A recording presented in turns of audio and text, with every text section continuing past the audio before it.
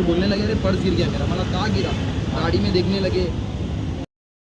আসসালামু আলাইকুম গাইস, কেমন আছো তোমরা সবাই?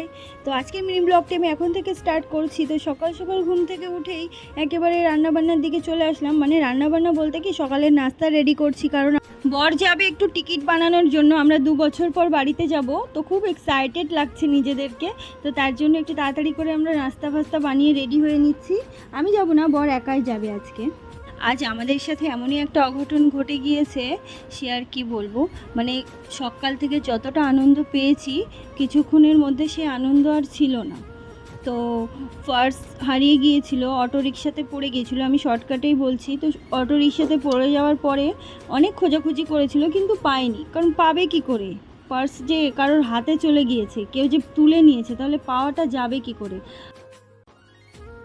অবশেষে পার্স যখন পাওয়াই যায়নি, তখন অটোরিকশাওয়ালার নাম্বারটা চেয়ে নিয়েছিল।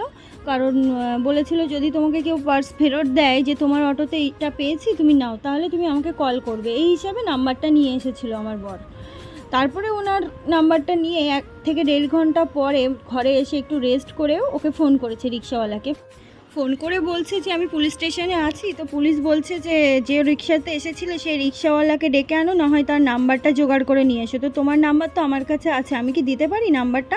তো তখন থেকে ও ইগনোর করা শুরু করে দিয়েছে। তো ওই শুরু করতে করতে প্রায় 3 থেকে 4 ঘন্টা ও ইগনোর করতেই গিয়েছে।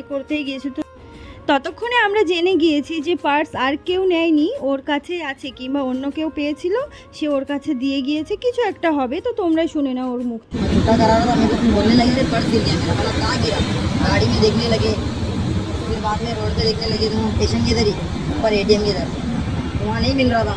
मैं भी देखा नहीं दिखा। पर्स तुम्हारे हाथ में कैसा आया? वो सब छोड़ो, पर्स तुम्हारे हाथ में कैसा? अरे एक पैसेंजर उठाया बाद में, भाड़ा बिठा के निकला ना वहाँ से, तो पैसेंजर उठाया और उठा के मुझे गिरने लगा पैसा। अभी जब भी ताजी बात है, ये बोले मेरा पर्स गिर गया, भाई पैसा था उसमें। बोला ठीक है, वो गिरने लगा। बोला किसका पर्स? झुके उठाया और निकाला ना पैसा, तो मैं ও বলছিল যে পার্সোনালি তোমাদের পার্সটা দিয়ে দেবো, তোমরা একটু আলাদা, মানে আমার বরকে আলাদা একা দেখা করতে বলছিল। আলাদা একা দেখা করতে বলা মানে তো ভীষণ একটা ব্যাপার না।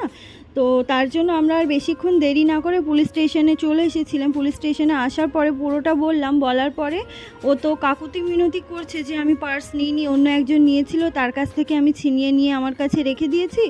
তারপর পুলিশ স্টেশন থেকে পুলিশের হাত বরাবর আমরা পার্স আমাদের হাতে পেয়ে গিয়েছিলাম। তো পেয়ে যাওয়ার পরে ওতে 4000 টাকা মতো কম ছিল, জানি না কে নিয়েছে, যেই নিয়ে থাকুক ভালো থাকুক।